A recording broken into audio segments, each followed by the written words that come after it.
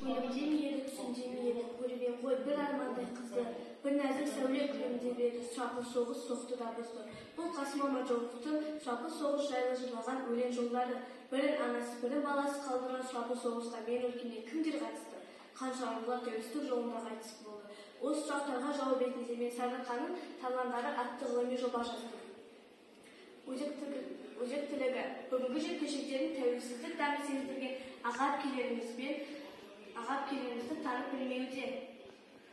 Мақсаты Сарыарқаның сар даласында дүниеге келіп, елі үшін жан аямай күрескен батыр әпкелерімізбен таныстыру. Міндеті кітаптардан Ұлы Отан соғысына қатысқан батыр әпкелеріміздің тізімін құру, олардың жанкешті ерліктерімен тәнті ету. Фашист қынадай қырған қарағандылық таңшы қызды білесіздер ме? Ол Жамал Байтсанова, батырлығы үшін медальмен марапатталған экипаж командирі, кіші сержант. Және де сонымен қатар сөзге шешен, іске шебер, жүрек жұртқан жауынгер, Литваның сәулетті қалаларын неміс фашист басқыншыларынан азат ету барысында жендеттерді аяусыз талқандаған, қалаға баса көктеп кірген неміс жауларын ойсырата қуған таңшы қыз. Жаудан тыл әкелетін барлаушы Көкен Тоқбергенова. Барлау жұмыстарында командованияның тапсырмаларын батырлықпен орындаған үшін 3 рет марапатталған.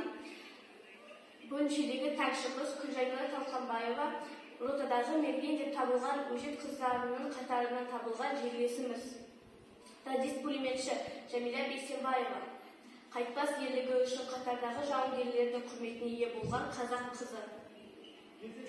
Және де сонымен қатар өзінің жобамды қаншалықты өзектілі екенін білу мақсатында мен өз сыныптастарымның арасында сауалнама жүргізген болатынмын.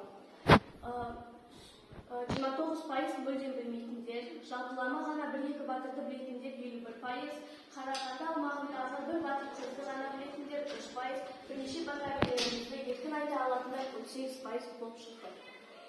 Бүгінгінің батыр қыздары Ырысбала Айтқанбай 100-ге жуық отбасыға баспана сыйлаған. Илона Осман Қазақстандағы жалғыз сұңғылы әйел. Ләйла Сұлтанқызы көптеген әйелдердің бала сүюіне себепкер. Аида Балаева Мәдениет және ақпарат министрі. Раушан Сәрсенбаева Қазақстандағы іскер әйелдер ассоциациясының президенті. Мөлдір Досбаева қазақ тілінің жанашыры. Қазақ қыздары қатысқан жанкешті айқастар: Ұлы Отан соғысы, Екінші дүниежүзілік соғыс, Ақтабан шұбырынды, Алакөл сұлама, қалмақ қырылған, азалып кеткен айқас, бірінші қазақ-өзбек соғысы, Анарғай айқасы, қазақ хандығының азамат соғысы, Орбұлақ шайқасы, Орыс Бұқар соғысы, және де 300 жылға созылған қазақ жауға соғысы.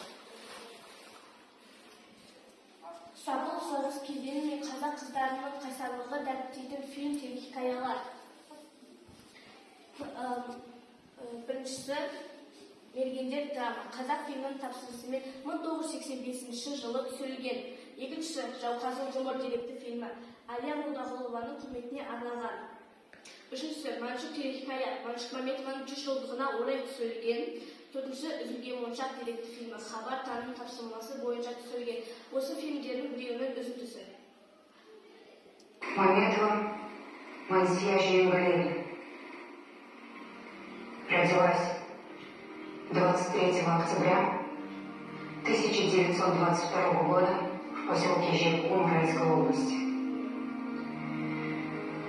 Мои настоящие родители, Жиенгалиев и Толышан, маленькой отдали меня на воспитание в другую семью.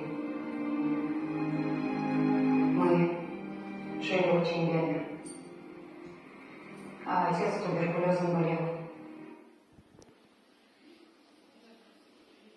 Статистикалық көрсеткіш. Кеңес одағының батыры атағын иеленгендер 12 мың, қазақтар 103, Польшада 47, Венгрияда 22, Чехословакияда 7, Румынияда 5, Австрияда 3, Югославияда 2, Германияда 63, және Жапонияға қарсы соғыста 3 жерлесіміз Кеңес одағының батыры атағына ие болды.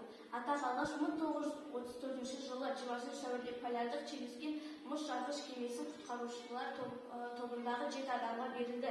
Сарыарқа даласынан елін қорғауға аттанған әйелдер саны 50-ден астам. Жеңістің 50 жылдығына орай Ұлы Отан соғысы тақырыбында 30 мыңнан астам еңбек жазылды. Қарағандыда әйелдер майданға кеткен ер азаматтардың орын басуы үшін кен жұмыстарына шақтар басталды. 1941 жылы аяқ кезінде Қарағанды шахтасында 2 мыңнан астам әйелдер жұмыс атқарған.